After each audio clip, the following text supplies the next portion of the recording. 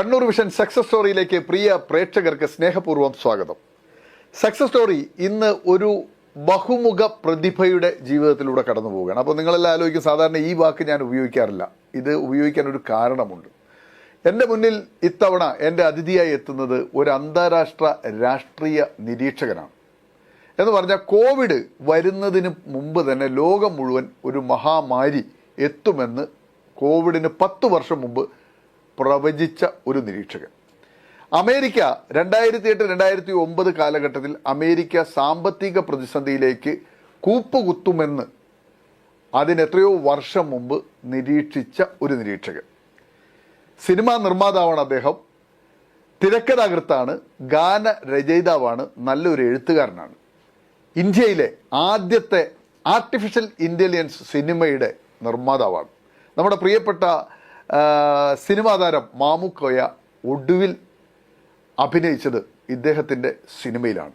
ഇതിനൊക്കെ പുറമെ അമേരിക്ക ഉൾപ്പെടെയുള്ള രാജ്യങ്ങളിൽ വലിയ വ്യവസായ ശൃംഖലകൾ പടുത്തുയർത്തിയ ഒരു മലയാളിയാണ്. നല്ലൊരു എഴുത്തുകാരനാണ്, നിരവധി പുസ്തകങ്ങൾ എഴുതിയിട്ടുണ്ട്. അതിനൊക്കെ പുറമെ കോൺഗ്രസ് എന്ന വലിയ പ്രസ്ഥാനത്തിൻ്റെ അന്താരാഷ്ട്ര തലത്തിലുള്ള ഒരു നേതൃത്വ പങ്കുവഹിക്കുന്ന ഒരാളാണ്. AICCയുടെ അന്താരാഷ്ട്ര തലത്തിലുള്ള ഒരു സംഘടനയുടെ തലപ്പത്തിരിക്കുന്ന ആളാണ്. ഇങ്ങനെ എണ്ണിയാൽ തീരാത്ത അത്ര പദവികളിലൂടെയും പരിചയ സമ്പന്നതകളിലൂടെയും കടന്നു പോകുന്ന ഒരു വ്യക്തിയിലേക്കാണ് ഇന്നത്തെ സക്സസ് സ്റ്റോറിയുടെ സഞ്ചാരം. അത് മറ്റാരുമല്ല, മൻസൂർ പള്ളൂർ. പള്ളൂർ നമുക്കറിയാം, കണ്ണൂരുകാർക്കറിയാം, മാഹിയിൽപ്പെട്ടൊരു പ്രദേശമാണ്. പോണ്ടിച്ചേരി സംസ്ഥാനത്തിൻ്റെ മാഹിയിൽപ്പെടുന്ന ഒരു പ്രദേശമാണ്. ആ പ്രദേശത്തിൻ്റെ പള്ളൂർ എന്ന നാമം തൻ്റെ നെഞ്ചോട് ചേർത്ത മൻസൂർ പള്ളൂരിൻ്റെ ജീവിതത്തിലൂടെ ഒന്ന് സഞ്ചരിക്കാം. അദ്ദേഹം അന്താരാഷ്ട്ര തലത്തിലുള്ള നിരീക്ഷണം നടത്താനും ഒത്തിരി പുസ്തകങ്ങളൊക്കെ എഴുതാൻ ഒരു വ്യവസായ പ്രമുഖന് എങ്ങനെ സാധിക്കുന്നു, അദ്ദേഹം എങ്ങനെ ഒരു രാഷ്ട്രീയ പ്രസ്ഥാനത്തിൻ്റെ തലപ്പത്തിരിക്കുന്നു, ഒരു സിനിമാ നിർമ്മാതാവുന്നു, ഗാനരചന നടത്തുന്നു, തിരക്കഥ എഴുതുന്നു, ഇനി സംവിധാനത്തിനും ഒരുങ്ങുന്നു. അപ്പോൾ അദ്ദേഹത്തിലൂടെ നമുക്ക് സഞ്ചരിക്കാം. പ്രേക്ഷകർക്കും ഒപ്പം മൻസൂർ പള്ളൂരിനും സക്സസ് സ്റ്റോറിയിലേക്ക് സ്വാഗതം.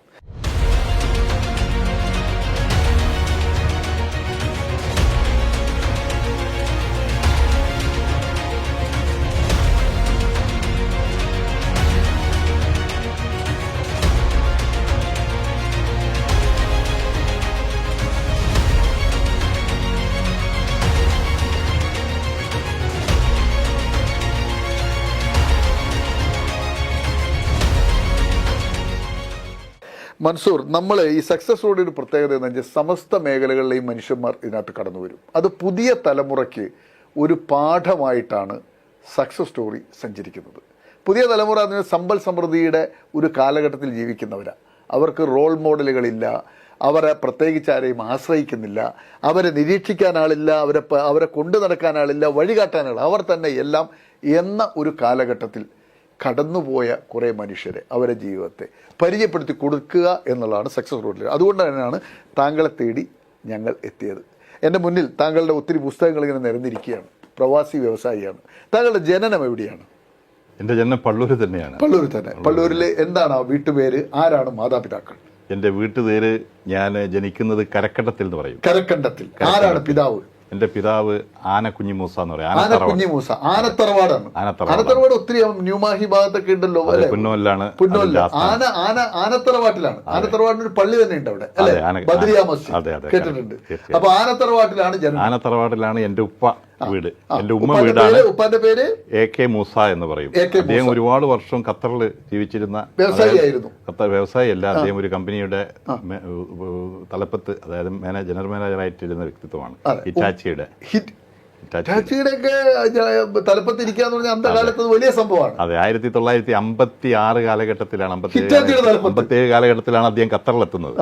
അതിനുശേഷമാണ് അദ്ദേഹം അവിടുന്ന് വളർന്ന്, അറിയാമല്ലോ അന്നത്തെ കാലത്തെ ഗൾഫ്, അതൊക്കെയാണ് അന്നത്തെ നമ്മുടെ പൂർവികർ എന്നുള്ള രീതിയിൽ അവർ വളരെയധികം, ഇന്നത്തെ ഗൾഫൊന്നുമല്ല അന്നത്തെ ഗൾഫ്. അദ്ദേഹം എത്തുന്നത് തന്നെ, ഇവിടെ നിന്ന് പോകുന്നത് തന്നെ ഉരുവിൽ കയറിയിട്ടാണ് പോകുന്നത്. 1 മാസം എടുത്തു എന്നാണ് ഞാൻ മനസ്സിലാക്കിയത്. അതെ, ഖത്തറിലേക്ക് പോകാനുള്ള ഒരു സാഹചര്യം ഉണ്ടായത് പിതാവ് പറഞ്ഞിട്ടുണ്ട്. അന്നത്തെ കഷ്ടപ്പാടില്ല, അന്ന് ജീവിതം വല്ലാത്ത കഷ്ടപ്പാടിന്റെ കാലഘട്ടമായിരുന്നല്ലോ. അന്ന് നമ്മുടെ മാഹി വിമോചന സമര നേതാവ് PK ഉസ്മാൻ മാഷെ പറ്റി ഉസ്മാൻ മാഷയുടെ ബന്ധു കൂടിയാണ് എൻ്റെ പദ. ഇപ്പൊ ഉസ്മാൻ മാഷാണ് പറയുന്നത്, ഇവിടുത്തെ ഈ കഷ്ടപ്പാടുകളിൽ നിന്ന് രക്ഷപ്പെടാൻ വേണ്ടി നീ എങ്ങനെയെങ്കിലും ഗൾഫിലേക്ക് പോകണമെന്ന് ഉസ്മാൻ മാഷ് പറഞ്ഞതനുസരിച്ചാണ് അദ്ദേഹം ഉസ്മാൻ മാഷ കോഴിക്കോട് ബന്ധുവാണോ? അതെ. ഉസ്മാൻ മാഷ വരുന്ന സ്കൂൾ തന്നെ ഇല്ലേ ഉണ്ട്. അവിടെ പള്ളൂർ ചാലക്കര ഉണ്ട്. അല്ലെ? അതെ. Usman memorial higher secondary school. അതെ അപ്പൊ അത്ര പാരമ്പര്യമാണ്. അതാണ് പള്ളൂർ എന്ന നാമം നെഞ്ചോട് ചേരാൻ കാരണം. പിന്നെ നാടാണല്ലോ നമ്മുടെ ഏറ്റവും കൂടുതൽ അപ്പൊ ആ കുടുംബം പുലർത്താനുള്ള ആ ഒരു അന്ന് ഉരുവിലേക്ക് കയറുന്ന ദിവസമാണ് EMS മുഖ്യമന്ത്രിയായിട്ട് ആദ്യം സത്യപ്രതിജ്ഞ ചെയ്യുന്നത്. ആദ്യത്തെ കമ്മ്യൂണിസ്റ്റ് മന്ത്രിസഭ അധികാരത്തിൽ വന്ന ദിവസമാണ് ദിനത്തിലാണ് മൻസൂർ പള്ളൂരിന്റെ പിതാവ് കേരളം വിടുന്നത്. ഒരു മാസം എടുത്തു ഖത്തറിലേക്ക് ഉരുവിൽ ആ ഉരുവിന്റെ ഇതാണ് എന്നെ പിന്നീട് ഉരു സിനിമ എന്ന സിനിമ എടുക്കാൻ എനിക്ക് വൈകാരികമായിട്ട് 2 സിനിമയല്ലേ മൊത്തം എടുത്തത്. ഉരു എടുക്കാനുള്ള ഒരു വൈകാരിക ബന്ധം അതാണ്. EMS മന്ത്രിസഭ ചുമതലയേൽക്കുന്ന ദിവസം, ലോകത്തെ ആദ്യത്തെ കമ്മ്യൂണിസ്റ്റ് മന്ത്രിസഭ ചുമതലയേൽക്കുന്ന ദിവസം താങ്കളുടെ പിതാവ് കുടുംബം പോറ്റാൻ ഉരുവിൽ ഖത്തറിലേക്ക് യാത്ര ചെയ്തു. ഉമ്മാന്റെ പേര് മറിയൂ. മക്കൾ എത്ര പേരാണ്? എനിക്ക് 5 പേരാണ്. അല്ല, നിങ്ങൾ മക്കൾ എത്ര പേരാണ്? നമ്മുടെ മക്കള് ഈ പറഞ്ഞതുപോലെ തന്നെ 2 ആൺകുട്ടികളും 4 പെൺകുട്ടികളും. എന്ത് ചെയ്യുന്നു നിങ്ങളുടെ സഹോദരൻ? എന്റെ സഹോദരൻ മാഹിയിൽ തന്നെയുള്ള ഞങ്ങളുടെ മാഹി മെഡിക്കൽ ആൻഡ് ഡയഗ്നോസ്റ്റിക് സെന്ററിന്റെ ഓപ്പറേഷൻ മാനേജറാണ്. പിന്നെ സഹോദരിമാരൊക്കെ എന്ത് ചെയ്യുന്നു? സഹോദരിമാര് ഒരാൾ അബുദാബിയിലാണ്, മറ്റുള്ളവരെല്ലാം പള്ളൂരിൽ തന്നെയാണ്. സ്വസ്ഥമായിട്ട് സ്വന്തമായി വീടെടുത്ത് ഞങ്ങളുടെ തറവാട് വീടിനോട് അടുത്ത് ചേർന്ന്. മൻസൂർ എവിടെയാണ് പ്രാഥമിക വിദ്യാഭ്യാസം? എന്റെ പ്രാഥമിക വിദ്യാഭ്യാസം പള്ളൂർ ഹൈസ്കൂളിൽ തന്നെ, 10ാം ക്ലാസ് വരെ. എന്താണ് ആ കാലഘട്ടത്തിലുള്ള ആക്ടിവിറ്റീസ്? ഒരു വിദ്യാർത്ഥി എന്തായിരുന്നു അന്നത്തെ കാലഘട്ടം? അന്നത്തെ കാലഘട്ടം എന്ന് പറഞ്ഞാൽ എനിക്കൊരിക്കലും മറക്കാനാവാത്ത, എന്റെ വ്യക്തിത്വ വികാസത്തെ എന്നെ ഇങ്ങനെ പാകപ്പെടുത്തിയെടുത്ത് കൊണ്ടുവന്നത് എന്റെ അധ്യാപകരാണ്. ആരൊക്കെയാണ് പ്രധാനമായിട്ടും മനസ്സിൽ ഓർമ്മ? ബാലറാം മാഷ, എന്നോട് ഹെഡ് മാഷ് തന്നെയാണ് ആദ്യമായിട്ട് ഓർമ്മ. എന്തുകൊണ്ട് അയാൾ ഇത്ര ഇന്റിമസി വന്നു? കാരണം ബാലറാം മാഷ് എന്ന് പറഞ്ഞാൽ ഹെഡ് മാഷ് അന്നത്തെ പള്ളൂർ ഹൈസ്കൂളിലുള്ള വിദ്യാർത്ഥികൾക്കൊക്കെ അറിയാൻ പറ്റും. ഒരു ഹെഡ് മാഷായിട്ട് അദ്ദേഹം ക്ലാസ് റൂമിൽ അല്ലെങ്കിൽ ഓഫീസിൽ ഇരിക്കുന്ന ആളായില്ല, എല്ലാ വിദ്യാർത്ഥികളിലേക്കും ഇറങ്ങിച്ചെല്ലുന്ന ഒരു വ്യക്തിത്വമായിരുന്നു. അങ്ങനെ ഒരാൾ ഇന്നുണ്ടോ എന്ന് എനിക്ക് കാലം മാറിയില്ലേ? എങ്ങനെയാണ് നിങ്ങളെ ചേർത്ത് പിടിച്ചത്?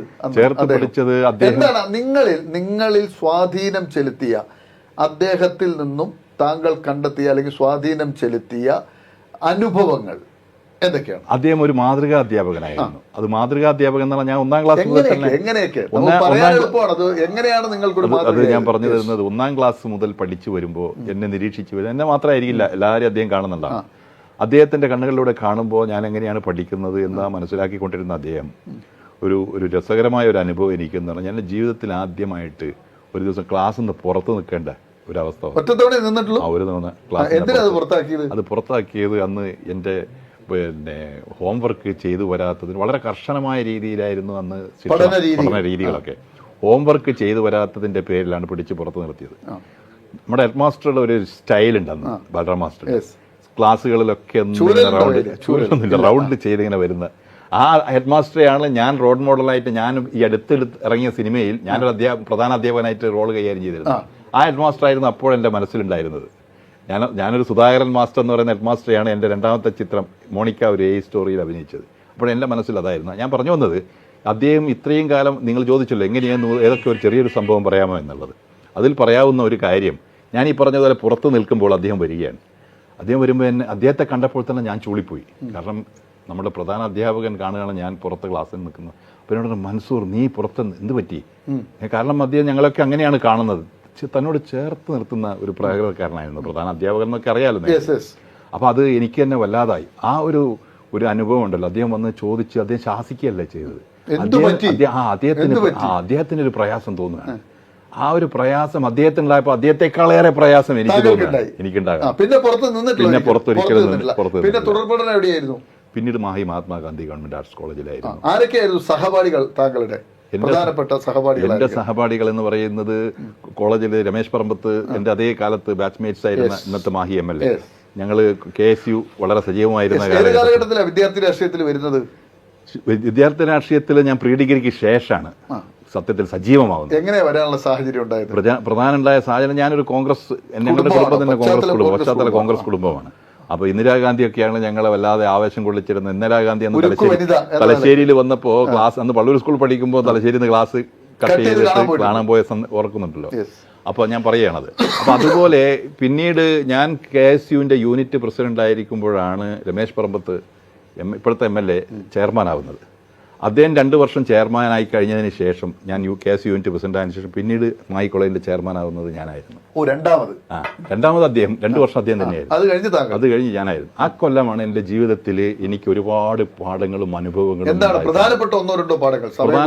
പ്രധാനപ്പെട്ട ഒരു കാര്യം തന്നെ സംസ്ഥാന യുവജനോത്സവം, പുതുച്ചേരി സംസ്ഥാന യുവജനോത്സവം ഒരേ ഒരു തവണ മാത്രമേ മാഹിയിൽ സംഘടിപ്പിച്ചിട്ടുള്ളൂ ഇതുവരെ. അതിനുശേഷം അന്ന് ഞാൻ ചെയർമാനായതിനു ശേഷം അന്ന് ഫറൂഖ് മരക്കാർ മുഖ്യമന്ത്രിയായിരുന്ന കാലഘട്ടത്തിൽ ഞങ്ങളൊരു ഡെലിഗേഷൻ പോയി ആവശ്യപ്പെട്ടതനുസരിച്ച് അദ്ദേഹം അനുവദിച്ചതായിരുന്നു. അന്ന് പുതുച്ചേരിയിലുള്ള എല്ലാ കലാലയങ്ങളും മാഹിയിലേക്ക് വരാൻ അന്നത്തെ ഓർഗനൈസിംഗ് കമ്മിറ്റിയുടെ ചെയർമാൻ കൂടിയായിരുന്നു ഞാൻ. അതൊരു വലിയ അനുഭവമായിരുന്നു. ഇത്രയും വലിയൊരു അന്ന് ഞാൻ ചെയർമാനായിരുന്നു. യുവജനോത്സവത്തിന് ആതിഥേയത്വം വഹിക്കാനുള്ള ഒരു ഭാഗ്യം മാഹിക്ക് ലഭിച്ചു. അതിന്റെ ചെയർമാൻ താങ്കളായിരുന്നു. അതെ. അതിനുശേഷം പിന്നീട് കോളേജ് കാലഘട്ടത്തിൽ സംഘർഷം വല്ലതും കടന്നു വന്നിട്ടുണ്ടോ? ഒന്നുമില്ല. അതാണ് എനിക്ക് വേറൊരു സന്തോഷമുള്ളൊരു കാര്യം. ഈ ചെയർമാനായിരിക്കുന്ന അവസരത്തിൽ അവിടെ യുവജനോത്സവമൊക്കെ വരുമ്പോൾ ഏറ്റവും കൂടുതൽ ഭയപ്പെടുക രാഷ്ട്രീയ സംഘർഷമാണല്ലോ.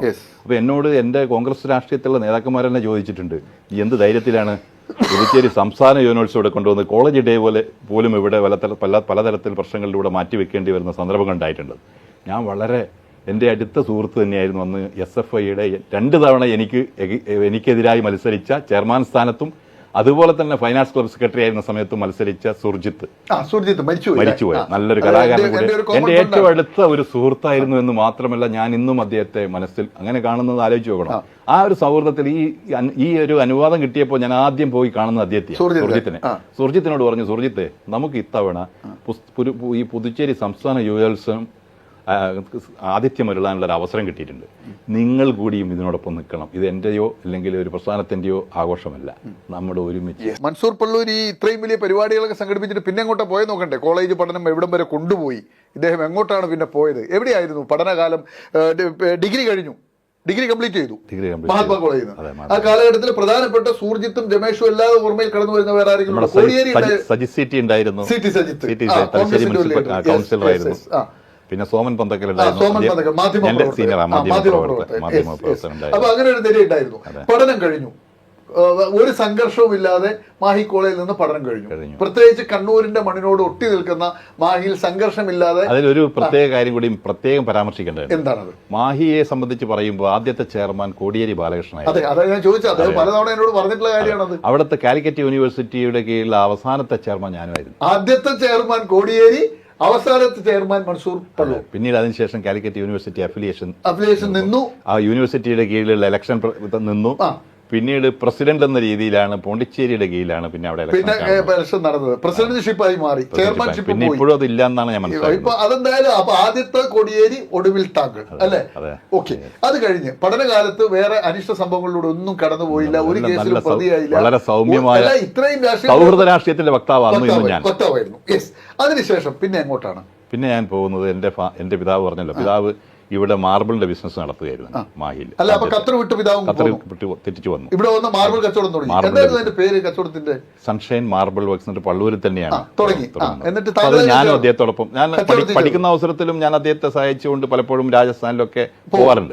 പക്ഷെ അദ്ദേഹത്തിന് തോന്നി എന്നെ തനിച്ചു നിന്ന് എനിക്ക് ഒറ്റക്ക് തന്നെ സ്വന്തം കാലിൽ നിൽക്കാനുള്ള ഒരു കേൾപ്പ് വേണമെന്നുള്ള നിലക്കാണ് എൻ്റെ മാമന്മാരുടെ, അവരൊക്കെ മഹാരാഷ്ട്രയിൽ ബിസിനസ് നടത്തുന്നവരാണ്. അവരോട് പറഞ്ഞു, മൻസൂറിനും കൂടി നിങ്ങൾ കൂടെ ചേർത്ത് കൊണ്ടൊരു ബിസിനസ് എന്തെങ്കിലും ഒരു അവസരം കൊടുക്കണം. അങ്ങനെയാണ് എൻ്റെ മാമൻ AP ഖാദർ എന്ന് പറയും, അദ്ദേഹം ജീവിച്ചിരിപ്പില്ല, ഞങ്ങൾക്കൊക്കെ മാതൃകയായിരുന്ന എൻ്റെ കാരണവർ അവർ AP ബ്രദേഴ്സ് എല്ലാവരും തന്നെ, AP മഹമ്മൂദ്, അതിന് അദ്ദേഹത്തിന് ജ്യേഷ്ഠൻ AP ഇബ്രാഹിം അദ്ദേഹം കൊണ്ടുപോകണം മഹാരാഷ്ട്രയില് സാംഗ്ലി എന്ന് കേട്ടിട്ടുണ്ട്. ഷുഗർ പൊളിറ്റിക്സിന്റെ ഷുഗർ ലോബി, പഴയ വസന്തദാ പാട്ടീലിന്റെ ഒക്കെ 3 തവണ മുഖ്യമന്ത്രിയായിരുന്ന മഹാരാഷ്ട്രയുടെ അവിടേക്കാണ് പോകുന്നത്. അവിടെ ഒരു ഫാക്ടറി അറോമ ഫുഡ് പ്രൊഡക്ട്സ് എന്ന് പറയും. അവിടെ ഏതാണ്ട് 10-20ഓളം തൊഴിലാളികളൊക്കെ ജോലി ചെയ്യുന്ന, ഞാനും അതിന്റെ പാർട്ണറായിരുന്നു. ബേക്കറി പ്രോഡക്ട്സ് എല്ലാം ഉണ്ടായിരുന്നു, ബ്രെഡുകൾ. ജില്ലകളിലുണ്ടായിരുന്നു വിതരണമൊക്കെ. സാംഗ്ലി ഡിസ്ട്രിക്റ്റിൽ മുഴുവനും വിതരണം. എത്ര കാലം അത് ചെയ്തു? ഞാൻ ഏതാണ്ട് 2 വർഷമേ അവിടെ പിടിച്ചു നിൽക്കാൻ കഴിഞ്ഞു. അവിടെ എന്തെങ്കിലും സാഹചര്യങ്ങൾ എങ്ങനെയായിരുന്നു? രാഷ്ട്രീയം ഉണ്ടായിരുന്നു അവിടെ നിൽക്കുമ്പോൾ? രാഷ്ട്രീയം ഉണ്ടായില്ല. 2 വർഷം അവിടെ കാർന്നവന്മാരുടെ കൂടെ ബിസിനസ് ചെയ്തു. അതിനുശേഷം എനിക്ക് നിർബന്ധിതാവസ്ഥയിൽ വരേണ്ടി വന്നു. എന്താണ് നിർബന്ധിതാവസ്ഥ? എന്റെ ഉമ്മയുടെ അസുഖം, അത് കാരണം അവരൊരു ബ്രെയിൻ ട്യൂമറിന് ഓപ്പറേഷനൊക്കെ വേണ്ടി വന്നപ്പോൾ എന്റെ ഉപ്പാക്ക് ബിസിനസ് നടത്താൻ ഒറ്റയ്ക്ക് കൊണ്ടുവരാൻ പറ്റില്ല എന്ന് ആവശ്യപ്പെട്ടപ്പോഴാണ് അദ്ദേഹം തിരിച്ചു വന്ന് പിതാവിന്റെ കൂടെ എത്ര കാലം നിന്നു? പിന്നെ പിന്നെ ഒരു 2-3 വർഷം കൂടി പിതാവിൻ്റെ കൂടെ നിന്നു. അതിനുശേഷം പിതാവ് വളരെ സ്ട്രിക്റ്റ് ആണ്. അത് അദ്ദേഹം അവസാനം മരിക്കുന്നത് വരെ അദ്ദേഹത്തെ പോലൊരു മനുഷ്യനെ, ഒരു മാതൃകാ പുരുഷനെ ഞാൻ കണ്ടിട്ടില്ല എന്ന് തന്നെ പറയാം. എൻ്റെ മാതൃക എന്നും എൻ്റെ പിതാവാണ്. എന്തുകൊണ്ട്? എന്തൊക്കെയാണ് അദ്ദേഹം നിങ്ങൾക്ക് നൽകിയ? അദ്ദേഹം അദ്ദേഹത്തെ ഏറ്റവും ഉദാഹരണമാക്കി എടുക്കാവുന്നത് അദ്ദേഹത്തിന്റെ സത്യസന്ധതയാണ്. എന്താണ് താങ്കൾക്ക് ഫീൽ ചെയ്ത ഒരു സത്യസന്ധത, ഒരു ഇൻസിഡന്റ് താങ്കൾക്ക് പറയാൻ പറ്റുമോ? ഫീൽ ചെയ്ത് ഒരുപാടുണ്ട്. എന്നാലും ഏറ്റവും ക്രീമായിട്ട് എപ്പോഴും മനസ്സിലേക്ക് ഓടി വരുന്ന ഒരു ഓർമ്മ, ഓർമ്മയെക്കുറിച്ച് പറയുമ്പോൾ എനിക്ക് ബോധ്യപ്പെട്ടതെന്ന് പറഞ്ഞാൽ അദ്ദേഹം പറഞ്ഞു തന്ന ഓർമ്മകളല്ല, അദ്ദേഹത്തോടൊപ്പം അദ്ദേഹം ജോലി ചെയ്ത അതേ കമ്പനിയിലേക്കാണ് ഞാൻ ഖത്തറിലേക്ക് പോകുന്നത്. ഈ പിതാവിൻ്റെ കൂടെ മാർബിൾ ബിസിനസ്സൊക്കെ ചെയ്തുകൊണ്ടിരിക്കുമ്പോൾ വളരെ സ്ട്രിക്റ്റായിട്ട് മുന്നോട്ട് കൊണ്ടുപോകുന്ന പിതാവായതുകൊണ്ട് തന്നെ പലപ്പോഴും വളരെ കണിശമായ കാര്യങ്ങളിലൊക്കെ വളരെ കണിശത പുലർത്തിയിരുന്ന ആളാണ്. അന്നത്തെ ഞാനൊരു അന്ന് 23 വയസ്സ് അങ്ങനെ പ്രായമുള്ളൂ, 23-24 വയസ്സുള്ള സമയത്ത്, 23 വയസ്സ് ഞാൻ ഓർക്കുകയാണ്. അന്ന് എനിക്കിത് പിതാവിനോട് പ്രതികരിക്കാൻ കഴിയില്ല. അപ്പൊ എനിക്ക് കഴിയാവുന്ന ഒരേ ഒരു കാര്യം ഭാഷ, എഴുത്തിലൂടെ പ്രതികരിക്കാണ്. പിതാവിന് കത്തെഴുതോ? കത്തെഴുതല്ല, ഞാൻ സ്വന്തം വീട്ടിൽ അന്യനായി എന്ന് പറഞ്ഞുകൊണ്ട് ഒരു ഫീച്ചർ അന്നത്തെ പിതാവിനെ പറ്റിയല്ല, അന്നത്തെ യുവതലമുറയെ കുറിച്ച് അവരുടെ മാതാപിതാക്കൾ. എന്റെ 22 വയസ്സ്. സ്വന്തം വീട്ടിൽ അത് പത്രത്തില് മാധ്യമത്തിന്റെ സൺഡേ സപ്ലിമെന്റിൽ ഫീച്ചറായിട്ട്, ഫ്രണ്ട് ഫീച്ചറായിട്ട് വരികയാണ്. 22 വയസ്സിൽ അത് വലിയ വിപ്ലവം സൃഷ്ടിച്ചു വീട്ടില്. എന്തല്ല നിങ്ങൾ അതിനകത്ത് പറഞ്ഞത്? അത് എങ്ങനെയായിരിക്കണം, പ്രതികരിക്കാൻ പറ്റാത്ത ഒരു സാഹചര്യം. അതിന് ഡീറ്റെയിലേക്ക് പോവെന്ന് പറഞ്ഞു കഴിഞ്ഞാൽ അതുകൊണ്ടാണ് അത് പറയേണ്ട വലിയ പ്രശ്നങ്ങളായി പ്രതിസന്ധിയിൽ എത്തിച്ചപ്പോൾ അതിനുശേഷം പിറ്റേന്നാണ് എന്നോട് പിതാവ് പറയുന്നത്, നീ നിന്റെ വഴി നോക്കിക്കോളൂ, നാളെ മാർബിൾ കട തുറക്കാൻ നീ പോകേണ്ടതില്ല, എന്റെ കാര്യം നോക്കിക്കോളൂ, നീ ഖത്തറിൽ പോകാനല്ല. അപ്പൊ അദ്ദേഹത്തിന്റെ ജോലി രാജിവെച്ച് പോകുമ്പോ അദ്ദേഹത്തിന്റെ ജോലി കൊടുക്കുന്നത് ഞങ്ങളുടെ തന്നെ ഒരു കുടുംബ സുഹൃത്തായിരുന്ന PC ഹരിദാസ്. അദ്ദേഹം ഇന്നും ജീവിച്ചിരിപ്പുണ്ട്. അദ്ദേഹം മാഹി മുനിസിപ്പാലിറ്റിയിൽ എഞ്ചിനീയർ ആയിരുന്ന ആളായിരുന്നു. അദ്ദേഹം ലോങ് ലീവ് എടുത്തുകൊണ്ടാണ് അദ്ദേഹത്തിനാണ് പിതാവ് തന്റെ ജോലി കൊടുത്തത്. അപ്പൊ അദ്ദേഹം റിട്ടയർ ആയിട്ട് തിരിച്ചു വന്നിട്ടുണ്ട്. അപ്പൊ അദ്ദേഹത്തിന് അറിയാം ഞാൻ എന്തൊക്കെയോ പ്രശ്നങ്ങളുണ്ടല്ലോ. അദ്ദേഹമാണ് ഒരു ദിവസം എന്നോട് പറയുന്നത്, മൻസൂർ നീ എവിടെയായിരുന്നു? ഞാൻ അതിനിടയിൽ 2-3 ദിവസം ഞാൻ ഡൽഹിക്ക് പോയിരുന്നു, 90-കൾ ജോലി തേടി പോയതാ. അന്ന് ഫാറൂഖ് മലക്കാർ സിവിൽ ഏവിയേഷൻ മിനിസ്റ്റർ ആയിരിക്കുമ്പോൾ ആ ഒരു ബന്ധത്തിന്റെ പേരിലാണ്. തിരിച്ചു വന്നപ്പോ എന്നോട് പറഞ്ഞു, നീ നമുക്ക് ഒരു ദിവസം ഒരാളെ കാണാൻ പോകേണ്ടി, നീ എന്റെ കൂടെ യാത്രക്ക് തയ്യാറാവും, ഒരു ജോഡി ഡ്രസ്സും കയ്യിൽ വെച്ചോളൂ. ആ ഡ്രസ്സും എടുത്തുകൊണ്ടാണ് അദ്ദേഹത്തോടൊപ്പം ഞാൻ ബാംഗ്ലൂരിൽ എത്തുന്നതും. എൻ്റെ പിതാവിൻ്റെയും ഒക്കെ കമ്പനിയുടെ മാനേജിംഗ് ഡയറക്ടറായിരുന്ന അഹമ്മദ് ഇസ അൽ ജത്താൽ, ഖത്തറിൽ വാട്ടർ ആൻഡ് ഇലക്ട്രിസിറ്റി ഡിപ്പാർട്ട്മെന്റിലെ ഡയറക്ടറൊക്കെ ആയിരുന്നു. അദ്ദേഹം ഒരു റിക്രൂട്ടിംഗുമായിട്ട് ബന്ധപ്പെട്ട് അദ്ദേഹത്തെ പോയി കാണുന്നു. അദ്ദേഹത്തോട് പറയുന്നു, ഞാൻ മൂസയുടെ മകനാണെന്ന് പറയുമ്പോൾ തന്നെ എനിക്ക് അദ്ദേഹത്തിന് ഭയങ്കര അത്ഭുതമായി. മൂസ ഇപ്പോഴും എന്ത് ചെയ്യുന്നു എന്നൊക്കെ പറഞ്ഞ് എന്നെ വിസ എടുത്ത് അദ്ദേഹമാണ് കൊണ്ടുപോകുന്നത്. ഞാൻ അവിടെ ചെത്തിയപ്പോൾ എന്നോട് അദ്ദേഹം പറയുന്നൊരു കാര്യമുണ്ട്, I have met across a lot of managers in my life, but I never come across a man like Mr. Musa. അത്രയേറെ പ്രൗഢി ഉണ്ടായിരുന്നു. അതേ തലത്തിലുള്ള ഒരു പെരുമാറ്റവും ആ ഒരു പ്രൊഡക്ടിവിറ്റിയും മൻസൂറിൽ നിന്ന് പ്രതീക്ഷിക്കുന്നു എന്ന് അദ്ദേഹം പറയുമ്പോൾ എനിക്ക് ഫാദറിനെ കുറിച്ച് ഞാൻ പറഞ്ഞില്ല, എന്റെ ഒരു മാതൃക അതെനിക്ക് കൂടുതൽ ബോധ്യപ്പെടുകയാണ്. അങ്ങനെ എത്ര കാലം ഖത്തറിലുണ്ടായിരുന്നു? ഞാൻ ഏതാണ്ട് 2004 വരെ. 2004 വരെ ഖത്തറിലെ പ്രധാന ആക്ടിവിറ്റീസ് എന്തൊക്കെയായിരുന്നു? ജോലി എന്നുള്ളത് താങ്കളുടെ ഒരു സംഭവം, അതവിടെ നിൽക്കട്ടെ. എല്ലാ പ്രവാസിയും എഴുത്തുണ്ട്. എഴുത്തിൽ ആദ്യം എന്താണ് ഈ മാധ്യമത്തിൽ വന്നതിന് ശേഷം പിന്നെ എന്താണ് എഴുതുന്നത്? അതിൽ അത് മാത്രമല്ല, മറ്റ് പലപ്പോഴായിട്ട് കലാകൗമുദിയിൽ എഴുതിയിട്ടുണ്ട്, കഥ എഴുതിയിട്ടുണ്ട്. എന്താണ് താങ്കളുടെ കഥയുടെ ഒരു കാമ്പ് എന്തായിരുന്നു ആ കാലഘട്ടത്തിലെ കഥ? ഒന്ന്, താങ്കൾ വീട്ടിൽ പ്രതികരിക്കാൻ കഴിയാത്ത ഒരു മകന്റെ ഒരു വേദനകൾ പങ്കുവച്ചു. അതിനുശേഷം താങ്കളുടെ കാമ്പ് എന്തായിരുന്നു? നിരവധി. അതിനു മുമ്പ് ഖത്തറിൽ വരുന്നതിന് മുമ്പും കുറെ എഴുതിയിട്ടുണ്ട്. മാതൃഭൂമിയിൽ വാരാന്ത്യ പതിപ്പിൽ ഞാൻ എഴുതിയിട്ടുണ്ടായിരുന്നു. അന്ന് ഗോപി പയ്യന്നൂരായിരുന്നു അതിന്റെ എഡിറ്റർ. അദ്ദേഹത്തിന്റെ പ്രോത്സാഹനത്തിന്റെ ഫലമായിട്ട് മാതൃഭൂമിന്റെ മെയിൻ ഫീച്ചറിലൊക്കെ മാഹിയെ കുറിച്ച്, മാഹി മാറുന്ന മുഖങ്ങൾ മാറാത്ത ശീലങ്ങൾ, അതിനുശേഷം തുറമുഖം സ്വപ്നം കാണുന്ന മയ്യഴി, അതും മാതൃഭൂമി. മാഹിയുടെ വികസനം താങ്കൾ എപ്പോഴും എന്റെ മനസ്സിൽ എപ്പോഴും ഉണ്ട്. ഇപ്പോഴും ആ ശങ്കകൾ എപ്പോഴും ഉണ്ട്. അത് കുറെയൊക്കെ നടപ്പിലായി, കുറെയെല്ലാം നടപ്പിലാകാതെ ഇപ്പോഴും സ്വപ്നം കാണും. പിന്നെ എഴുത്ത് വേറെ ഏതൊക്കെ മേഖലയിലേക്ക് പോയത്? പിന്നെ മേഖലയിലേക്ക് പോയത്, ഞാൻ ഒരു മലയാളി ഒരു ഗൾഫിലേക്ക് എത്തുമ്പോൾ ഒരു അന്താരാഷ്ട്ര സമൂഹത്തിന്റെ നടുവിലാണ് ജീവിക്കുന്നത്. അപ്പൊ അവിടെ നമ്മളോടൊപ്പം നമ്മുടെ നാട്ടുകാർ മാത്രമല്ല, നമ്മുടെ രാജ്യക്കാർ മാത്രമല്ല, ഒരുപാട് രാജ്യക്കാരുടെ നടുവിൽ നമ്മൾ ജീവിക്കുമ്പോൾ നമ്മുടെ കാഴ്ചപ്പാടുകളിൽ മാറ്റം വരും.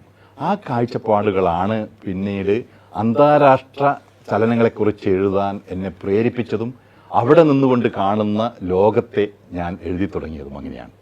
അതോടൊപ്പം തന്നെ ഇന്ത്യൻ നാഷണൽ കോൺഗ്രസിന്റെ ഓവർസീസ് സംഘടന ഖത്തറിൽ ആദ്യമായിട്ട് രൂപം കൊടുക്കാൻ മുൻകൈയെടുക്കുന്നതും അതിന്റെ ആദ്യത്തെ കൺവീനർ ഇന്ന് നമ്മുടെ KPCC പ്രസിഡന്റായി പിരിഞ്ഞുപോയ കെ സുധാകരൻ ആദ്യമായിട്ട് ഗൾഫ് സന്ദർശിക്കുമ്പോൾ ഖത്തറിലെത്തിയപ്പോൾ അദ്ദേഹം അന്ന് MLA ഒന്നും ആയിരുന്നില്ല.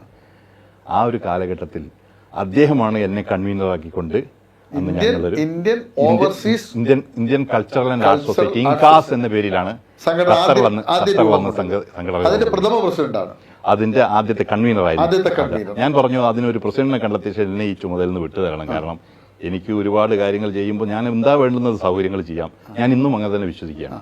രാഷ്ട്രീയത്തിൽ ഫോർഫ്രണ്ടിൽ വരാൻ അതും ഇന്ത്യൻ ഓവർസീസ് കോൺഗ്രസ് എന്ന് പറഞ്ഞു കഴിഞ്ഞാൽ ഇന്ത്യക്കാരെ മുഴുവൻ, മലയാളികൾ മാത്രമല്ല, ഇന്ത്യയിലുള്ള എല്ലാ സംസ്ഥാനങ്ങളിലെയും വിദേശ രാജ്യങ്ങളിലെ ആളുകളുടെ സംഘടിപ്പിക്കുന്ന ഒരു പ്രസ്ഥാനമാണ് ഇന്ത്യൻ ഓവർസീസ് കോൺഗ്രസ്. എന്താണ് ഈ അന്താരാഷ്ട്ര തലത്തിൽ ഇന്ത്യക്ക് അപ്പുറത്തേക്കുള്ള കോൺഗ്രസ് എന്ന് നമുക്കൊന്ന് ചോദിക്കാം. എങ്ങനെയാണ് അതിന്റെ സംഘടനാ സിസ്റ്റം? എന്താണ് ഇന്ത്യൻ ഓവർസീസ് കോൺഗ്രസ്?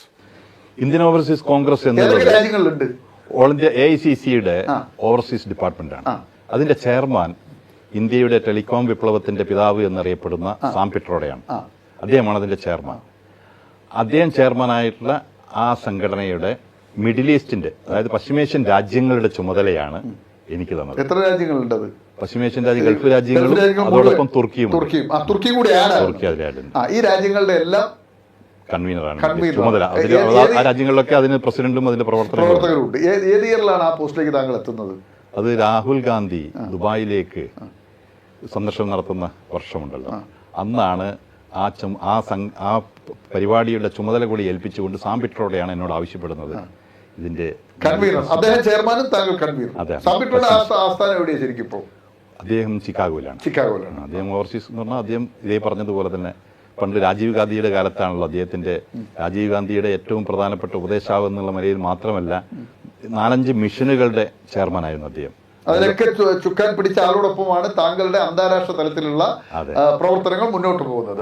താങ്കൾ ഈ എഴുത്തിന്റെ ലോകത്തേക്ക്, ഈ പത്ര കൗമുദിയിലും മാതൃഭൂമിയിലും ഒക്കെ എഴുതി, അത് സ്വാഭാവികമായിട്ടും താങ്കളിൽ വളർന്നു വന്ന ഒരു സാഹചര്യം എഴുത്തുകാരനോട് എഴുതി. ഒരു പുസ്തകം എപ്പോഴും ആദ്യം പിറക്കുന്നത്? ഞാൻ ഏറ്റവും കൂടുതൽ സജീവമായത് മനോരമയുടെ ഖത്തറിൽ അന്ന് ഇറാഖ് വാർ നടക്കുന്ന സമയത്താണ്. അന്ന് ഈ യുദ്ധകാര്യങ്ങളൊക്കെ റിപ്പോർട്ട് ചെയ്തത് മനോരമയ്ക്ക് വേണ്ടി ഞാനായിരുന്നു. പത്രപ്രവർത്തനത്തിന്റെ എന്റെ ബൈലൈനിലായിരുന്നു അന്ന് ഖത്തറിലായിരുന്നു.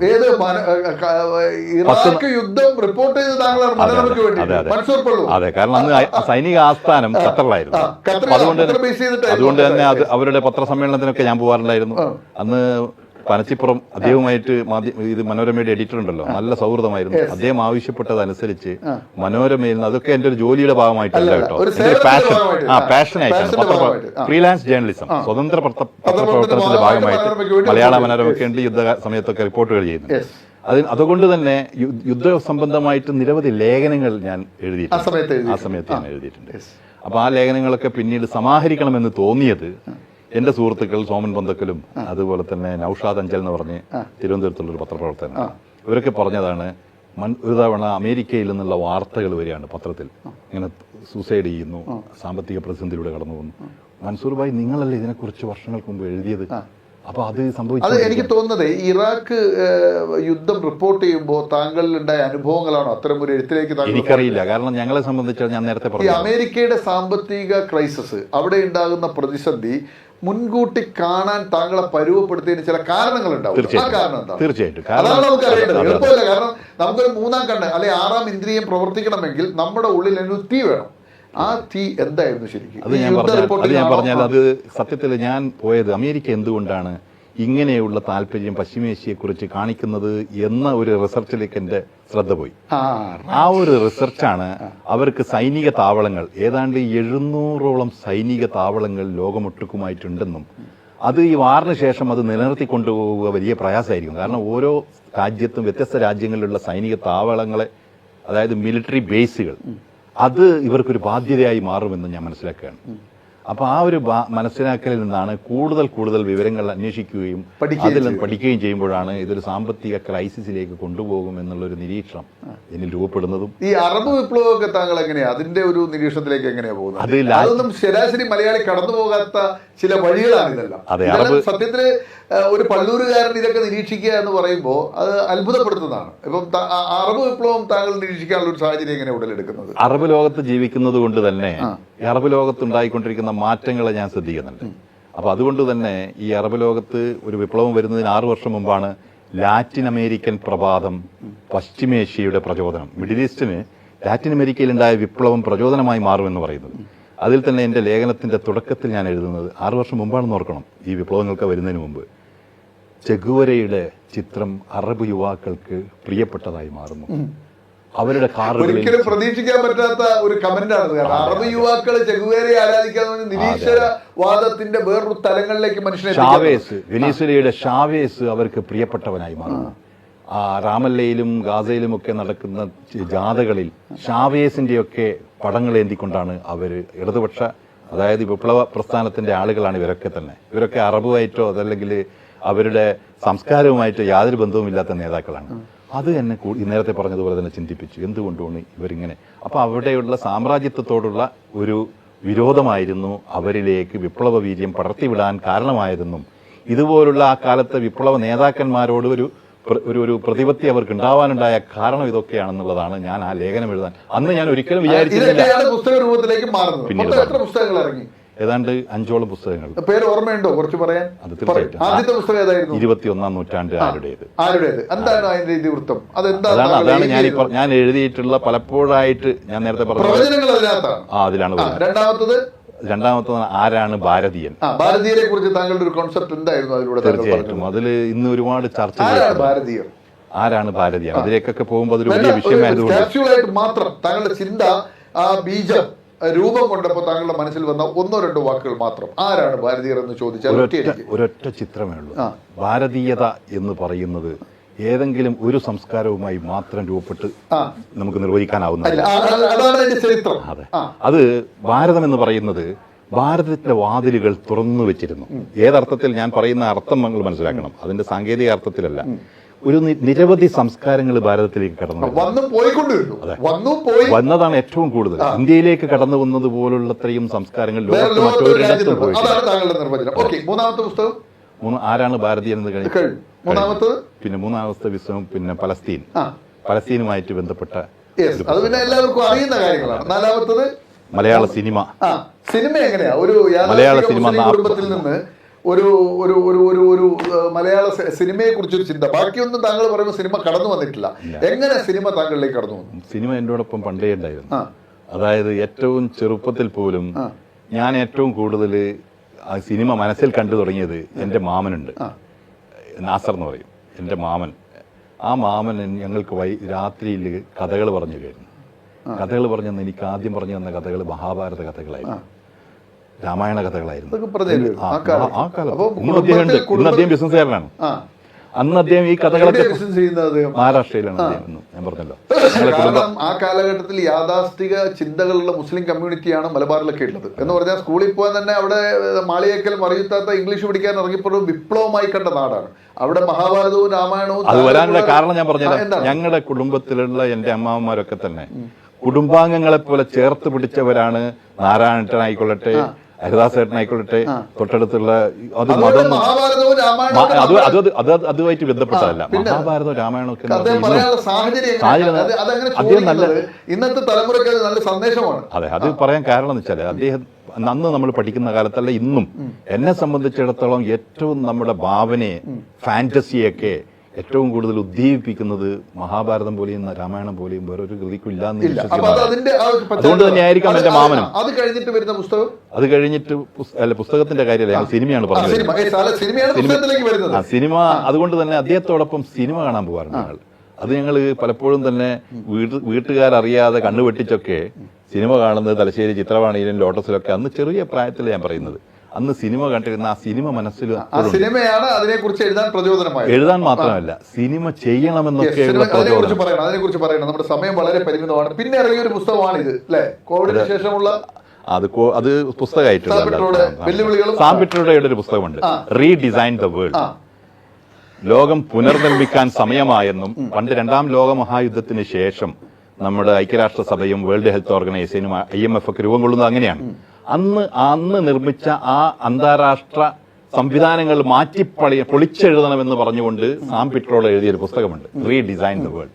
അദ്ദേഹം അത് എഴുതി കഴിഞ്ഞ ഉടനെ അതിന്റെ റഫ് കോപ്പി എനിക്ക് അയച്ചു തന്നിട്ടു. ഞങ്ങൾ തമ്മിൽ അത്രയും നല്ല സൗഹൃദം. എന്നോട് പറഞ്ഞു, മൻസൂർ, ഇത് വായിച്ചതിന് ശേഷം നിങ്ങളുടെ നിർദ്ദേശങ്ങളും സജഷൻസും എനിക്ക് അയച്ചു. അങ്ങനെ എങ്ങനെയാണ് ഒരു സിനിമ നിർമ്മാതാവിലേക്ക് എത്തുന്നത്, തിരക്കഥ എഴുതുന്നത് എങ്ങനെ, അതിന്റെയൊക്കെ ഗാനരചന നടത്തുന്നു, ഈ രംഗത്തേക്കൊക്കെ? അങ്ങനെ സിനിമ കണ്ടു, സിനിമയെ താങ്കൾ പ്രണയിക്കുന്നു, മഹാഭാരതം കണ്ടു, രാമായണം കണ്ട ഓർമ്മകൾ, അങ്ങനെ കടന്നു വരുന്ന താങ്കൾ ഒരു സിനിമ നിർമ്മാതാവിന്റെ റോളിലേക്ക് എങ്ങനെ എത്തുന്നു? എന്താണ് അതിന്റെ സാഹചര്യം? ഒരു പ്രവാസി വ്യവസായി. സിനിമ മനസ്സിൽ നേരത്തെ ഞാൻ പറഞ്ഞല്ലോ, സ്വപ്നം കണ്ടുകൊണ്ടിരിക്കുന്ന ഒരാളാണെന്ന്. എൻ്റെ അടുത്ത് സുഹൃത്താണ്, പത്രപ്രവർത്തന സുഹൃത്താണ്, 35 വർഷമായിട്ട് EM അഷ്റഫ്, കൈരളിയിലുണ്ടായിരുന്ന കേരള മോദിയുടെ കണ്ണൂർ ബ്യൂറോ ചീഫ്. അദ്ദേഹം ഒരു തവണ എന്നോട് അന്താരാഷ്ട്ര പുസ്തകോത്സവത്തിന് ഷാർജയിൽ പോയപ്പോൾ പറഞ്ഞതാണ്, മൻസൂർ, ഞാനൊരു സിനിമ ആലോചിക്കുന്നുണ്ട്, അതായത് ഗുരു എന്നുള്ള സബ്ജക്റ്റ് അദ്ദേഹത്തിൻ്റെ തന്നെ കഥയാണ്. അപ്പോൾ അതുമായി ബന്ധപ്പെട്ട് ഒന്ന് സഹകരിക്കാൻ താല്പര്യപ്പെടുമോന്നില്ല. അപ്പോൾ ഗുരു എന്ന് കേട്ടപ്പോൾ എനിക്കതൊരു എന്താണെന്ന് അറിയാനുള്ള താല്പര്യം തോന്നി. അത് അറബ് ലോകവും അതുപോലെ തന്നെ കേരളവുമായി ബന്ധിപ്പിക്കുന്ന, അറബികളും കേരളവുമായി ബന്ധിപ്പിക്കുന്ന, അവരാദ്യമായിട്ട് പലായനം ചെയ്യാൻ പ്രവാസത്തിന് അവർക്ക് എന്റെ ഫാദറായിരുന്നു. അതുകൊണ്ട് തന്നെ അത് എന്റെ വൈകാരികമായിട്ട് ഞാനും അതല്ല, അതിന്റെ തിരക്കഥയിൽ എനിക്ക് ഭാവമില്ല. തിരക്കഥ ഉണ്ടായ സാഹചര്യം മോണിക്ക ഒരു AI സ്റ്റോറി എന്താണ് ഈ ഒരു ഇന്ത്യയിലെ ആദ്യത്തെ ആർട്ടിഫിഷ്യൽ ഇന്റലിജൻസ് സിനിമ താങ്കളുടെ ആണെന്ന് പറയുന്നത്. എങ്ങനെയാണ് അങ്ങനെ ഒരു ആശയം വരാൻ കാരണം? ആ ആശയം വരുന്നതിന് എനിക്ക് പ്രചോദനമായി മാറിയത് എന്റെ മകനാ. എന്താണ് മകന്റെ പേരെന്താണ്? മനാസ്. എന്താണ് കാരണം? അവനാണ് എന്നോട്, ഞാനൊരു പുതിയ സിനിമ ചെയ്യുന്നു എന്ന് അറിഞ്ഞപ്പോ, മനാസ് എന്റെ ഒരു സുഹൃത്തിനെ പോലെയാണ്, ഞങ്ങൾ പലപ്പോഴും പല കാര്യങ്ങൾ സംസാരിക്കുന്ന പോലെ. ചെറിയവനാണെങ്കിൽ അവനന്ന് +2 പഠിക്കാൻ സൗദി അറേബ്യയിൽ തന്നെ. ഈ സിനിമയായിട്ട് ബന്ധപ്പെട്ട് ഇങ്ങനെ അവനോട് ചോദിച്ചു, ഇപ്പൊ നിങ്ങൾക്ക് AI കുറിച്ചൊരു സിനിമ എടുത്തൂടെ? AI എന്ന് അന്നേരം ഞാൻ പറയുന്നത് ഒരു 4-5 വർഷം മുമ്പുള്ള സമയമാണ്. അന്ന് AI ഒന്നും ആരുമില്ല. ഇവൻ തന്നെ പറയാണ് എന്നോട്, AI നിങ്ങൾക്ക് സിനിമയാക്കാലോ ഈ സബ്ജക്ട്. ഞാൻ അതിനെക്കുറിച്ച് പഠിച്ചപ്പോൾ തിരക്കേടില്ലാത്തൊരു വിഷയമാണെന്ന് ഞാൻ ഡയറക്ടറോട് പറയാണ്. വേറൊരു കഥയായിരുന്നു ഞങ്ങൾ ഉദ്ദേശിച്ചത്, വൈക്കം മുഹമ്മദ് ബഷീറൊക്കെ ആയിട്ട് ബന്ധപ്പെട്ട്. അപ്പോൾ ഈ ഒരു കഥ, അപ്പം ഈ AI എന്താണെന്നുള്ളതിലേക്ക് അഷ്റഫ് ഞാനും ഡിസ്കസ് ചെയ്യുക. അങ്ങനെ ഞങ്ങൾ രണ്ടുപേരും ഒരുമിച്ചിരുന്നുകൊണ്ടാണ് അതിന്റെ തിരക്കഥ തയ്യാറാക്കുന്നത്. ഗാനരചന എങ്ങനെയാണ് കടന്നു വരുന്നത്? അത് ഈ പറഞ്ഞതുപോലെ സംവിധായകൻ പറയുകയാണ് എന്നോട്, നിങ്ങൾ നന്നായി എഴുതുന്ന ആളാണ്, നിങ്ങൾക്ക് ഗാനവുമായിട്ട് നല്ല ബന്ധമുണ്ട്, നിങ്ങൾക്ക് തന്നെ എന്തുകൊണ്ട് ഇതിന്റെ പ്രൊമോഷൻ സോങ് എഴുതിക്കൂടാ എന്ന് എന്നോട് ചോദിക്കുക. പൊതുവെ പാടാറുണ്ടോ എന്ന് ചോദിച്ചു കഴിഞ്ഞാൽ മനസ്സിൽ ആരും പാടാത്തവരാരുണ്ടാവില്ല. സംഗീത ബോധം എല്ലാവർക്കും ഉണ്ടാവും. അപ്പൊ സംഗീതം ഏറ്റവും കൂടുതൽ ആസ്വദിക്കുന്ന ആളാണ്, കേൾക്കാറുണ്ട്. ഇതുവരെ എഴുതിയിട്ടൊന്നും ട്രൈ ചെയ്തിട്ടില്ല. അങ്ങനെയാണ് അതിന്റെ ഒരു മനസ്സിൽ ഞാൻ ഒരു ബലം, എനിക്കൊരു ഒരു സംതൃപ്തി ഉണ്ടാവുന്ന രീതിയിൽ. പിന്നെ ഒരു ചോദ്യം, താങ്കൾ ഖത്തറിൽ പോയി പിതാവ് ഏൽപ്പിച്ച ജോലിയിൽ പ്രവേശിച്ചു. ഒരു ജോലിക്കാരിൽ നിന്ന് താങ്കളുടെ വ്യവസായിലേക്ക് കൺവേർട്ട് ചെയ്യുന്ന എപ്പോഴാണ്? ആ രൂപാന്തരപ്പെടുന്നത് എങ്ങനെയാണ്, ഏത് സാഹചര്യത്തിലാണ്? അതായത് കോവിഡ് കാലത്താണ് പലപ്പോഴും ഗൾഫിൽ നിന്ന്, പ്രത്യേകിച്ച് സൗദി അറേബ്യയിൽ നിന്നൊക്കെ ആളുകൾ തിരിച്ചു വരിക, നാട്ടിൽ വരികയാണ്. നാട്ടിൽ ഒരു വലിയ പ്രതിസന്ധി നേരിട്ടൊരു കാലയളവാണ്, എല്ലാവർക്കും അറിയാവുന്നതാണ്. ആ സമയത്ത് അതിന്റെ കുറച്ച് മുമ്പാണ് ഞങ്ങൾ സൗദി അറേബ്യയിൽ OICC. താങ്കൾ ഖത്തറിലാണ് ജോലി? ഖത്തറിൽ നിന്ന് പിന്നീട് സൗദി അറേബ്യയിലേക്കാണ് വന്നത്. അത് ഈ കമ്പനി തന്നെയാണോ? പുതിയൊരു മേഖല. ഖത്തറിലെ ജോലി ഉപേക്ഷിക്കാനുള്ള സാഹചര്യം എങ്ങനെ ഉണ്ടാകുന്നത്? ഖത്തറിൽ ജോലി ചെയ്തുകൊണ്ടിരിക്കുമ്പോൾ എനിക്ക് തോന്നിയതാണ് സൗദിയിലേക്ക് ചേക്കാറാനില്ല. ഞാൻ അന്ന് അറിഞ്ഞല്ലോ, അന്ന് വളരെയധികം സജീവമായി രാഷ്ട്രീയ പ്രവർത്തനം ഇതൊക്കെ വന്നപ്പോൾ അതിനൊന്ന് വിരാമമിടാൻ സമയമായി. എന്നിലേക്ക് തന്നെ തിരിഞ്ഞു നോക്കുമ്പോൾ ഞാനൊന്നും, മറ്റു പല മേഖലകളിലും രാഷ്ട്രീയവും സാംസ്കാരികവും ഒക്കെ സജീവമാണെങ്കിലും എനിക്കൊരു വീട് അതില്ല എന്ന് ബോധ്യപ്പെട്ടപ്പോഴാണ്.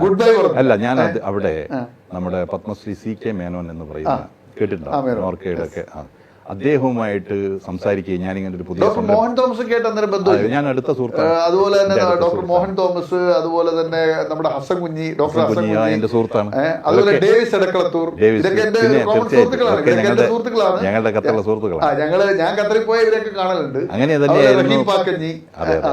ഈ പത്മശ്രീ CK മേനോൻ സാറിനോട് ഞാൻ പറയുന്നത്, ഞാൻ സ്വന്തമായ ഒരു പരിപാടിയായിട്ട് ഇങ്ങനെ ആലോചിക്കുന്നുണ്ടെന്ന് പറഞ്ഞപ്പോൾ, അത് എന്തുകൊണ്ട് why can't you join with me, ഞങ്ങൾക്കൊന്നിച്ച് മുന്നോട്ട് പോയി കൂടെ എന്നുള്ള നിലയിലാണ്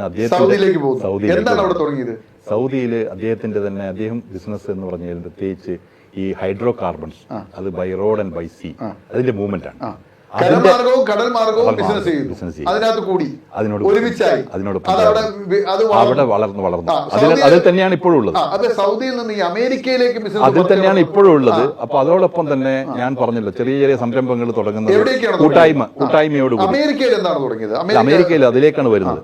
അമേരിക്കയിലുള്ള ഒരു സയന്റിസ്റ്റ് എന്താണ് അദ്ദേഹത്തിന്റെ പേര്? ഡോക്ടർ മാത്യു സാമുവൽ, മലയാളിയാണോ? മലയാളിയാണ്. അപ്പൊ അദ്ദേഹം വർഷങ്ങളായിട്ട് എങ്ങനെ അദ്ദേഹത്തെ പരിചയപ്പെട്ടത്? ലംബർജറിലും അതുപോലെ തന്നെ വെതർഫോർഡിലും ഒക്കെ നേരത്തെ ജോലി ചെയ്ത് ആ scientist വെതർഫോർഡിന്റെ വൈസ് പ്രസിഡന്റ്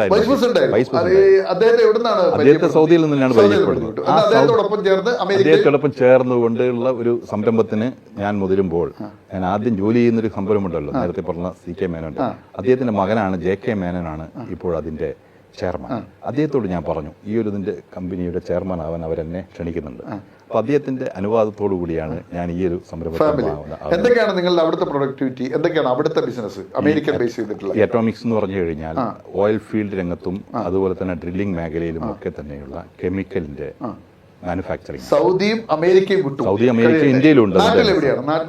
എറണാകുളത്ത് എവിടെയാണ് ആ ബിസിനസ് ഉള്ളത്? എറണാകുളത്ത് അതിന്റെ ഇൻഡസ്ട്രിയൽ ഏരിയയിലാണ്. പിന്നെ വേറെ എവിടെയാണ്? ഇവിടെ കണ്ണൂർ ജില്ലയിൽ താങ്കൾ എന്തൊക്കെ? കണ്ണൂർ ജില്ലയിൽ കൊളക്കാട് ഒരു ബോട്ട്ലിംഗ് പ്ലാന്റ്. കൊളക്കാട് എന്ന് പറഞ്ഞാൽ മലയോരത്ത് പേരാവൂർ ആ ഭാഗത്ത് തന്നെ. അവിടെ ആദ്യമായിട്ട് ഫോറിൻ ഡയറക്ട് ഇൻവെസ്റ്റ്മെന്റ് സൗദിയിലുള്ള ഇൻവെസ്റ്റേഴ്സിന്, സൗദികളെ അവരുടെ 50%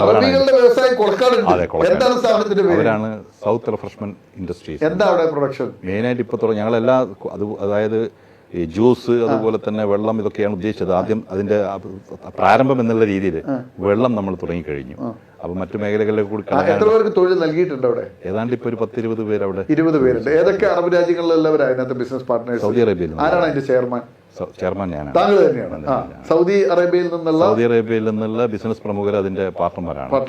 മാത്രമല്ല മറ്റു മലയാളികൾ കുവൈത്തിൽ നിന്നുള്ള നമ്പ്യാറുണ്ട്, അതുപോലെ തന്നെ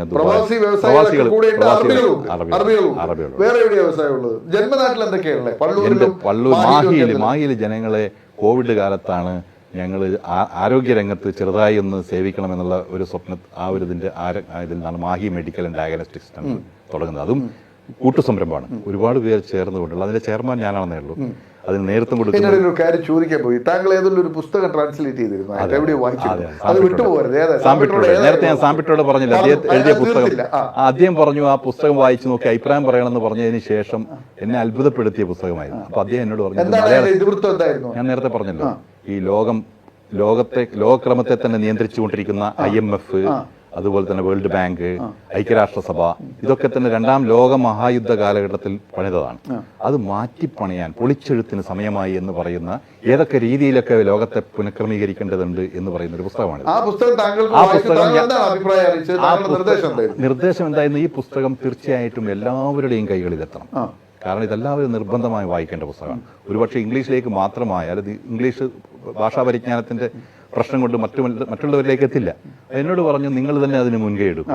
അങ്ങനെ ആദ്യമായിട്ട് മലയാളത്തിലേക്ക് ഞാൻ തന്നെ അത് ട്രാൻസ്ലേറ്റ് ചെയ്തു. മനോരമ ബുക്സിന് വേണ്ടി വരൂ ലോകം പുനർനിർമ്മിക്കാം എന്ന് പറയുന്ന ആ പുസ്തകം ഷാർജ ബുക്ക് ഫെയറിൽ നമ്മുടെ ഓപ്പോസിഷൻ ലീഡർ VD സതീശനാണ്, നേരത്തെ പറഞ്ഞ നോർക്കയുടെ ഡയറക്ടർ JK മേനോൻ നൽകിക്കൊണ്ട് അത് റിലീസ് ചെയ്യുന്നത്. ആ ചടങ്ങിൽ ചിക്കാഗോയിൽ നിന്നുകൊണ്ട് ഓൺലൈനിൽ സാമ്പിട്ടോടെയും പങ്കെടുക്കുകയുണ്ടായി. അപ്പൊ അങ്ങനെ ഈ സാമ്പിട്ടോടെ തന്നെയാണ് മാഹി മെഡിക്കൽ ഡയഗ്നോസ്റ്റിക് സെന്റർ ഉദ്ഘാടനം ചെയ്യുന്നത് കോവിഡ് കാലത്ത്. അദ്ദേഹം ചിക്കാഗോയിൽ നിന്നുകൊണ്ട്, കാരണം അദ്ദേഹമാണല്ലോ ടെലികോം രംഗത്ത് വിപ്ലവം കൊണ്ടുവന്നത്. അതുകൊണ്ട് തന്നെ അദ്ദേഹം അതിന് തികച്ചും അർഹനായത്. അത് വളരെ സത്യം പറഞ്ഞാൽ അത് വളരെ യാദൃശ്ചികമായി സംഭവിച്ചൊരു കാര്യമാണ്. ഒരു ദിവസം എന്നോട് ഫോണിൽ ചോദിക്കുമ്പോൾ അദ്ദേഹം എന്നോട് ചോദിച്ചു, മൻസൂർ വേറെ അറിയൂ റൈറ്റ് നൗ കോവിഡാണ്. അപ്പോൾ ഞാൻ പറഞ്ഞു ഞാൻ ഇന്ത്യയിലാണുള്ളത്. അപ്പോൾ ഞാൻ പറഞ്ഞു എൻ്റെ ഒരു ഹെൽത്ത് സെന്റർ, ചെറിയൊരു ഹെൽത്ത് സെന്ററാണ് സാർ, അത് ഞങ്ങൾ പരിപാടി ഉദ്ദേശിക്കുന്നത്. ഞാൻ തമാശയായി ചോദിച്ചത് നിങ്ങളത് ഒന്ന് പിന്നെ നിങ്ങൾ പറഞ്ഞാൽ ഞാൻ ഉദ്ഘാടനം ചെയ്യാതെ എന്താണ്? അങ്ങനെയാണ് അദ്ദേഹം അത് എന്താണ് മാഹിയെ കുറിച്ചും പള്ളൂരിനെ കുറിച്ചുള്ള താങ്കളുടെ ഓർമ്മകൾ, അല്ലെങ്കിൽ താങ്കൾ ആഗ്രഹിക്കുന്ന മാഹി എന്താണ്? ഞാൻ ആഗ്രഹിക്കുന്ന മാഹിക്കാരെന്ന് പറഞ്ഞാൽ ഇത്രയും നല്ലവരും. ഞാൻ എന്റെ നാട്ടുകാരായതുകൊണ്ട് പറയല്ല, മാഹിയും പള്ളൂരും ഒക്കെ ഉള്ളത്. ഈ പള്ളൂർ എന്നുള്ള പേര് എപ്പോഴാണ് സ്വീകരിച്ചത്?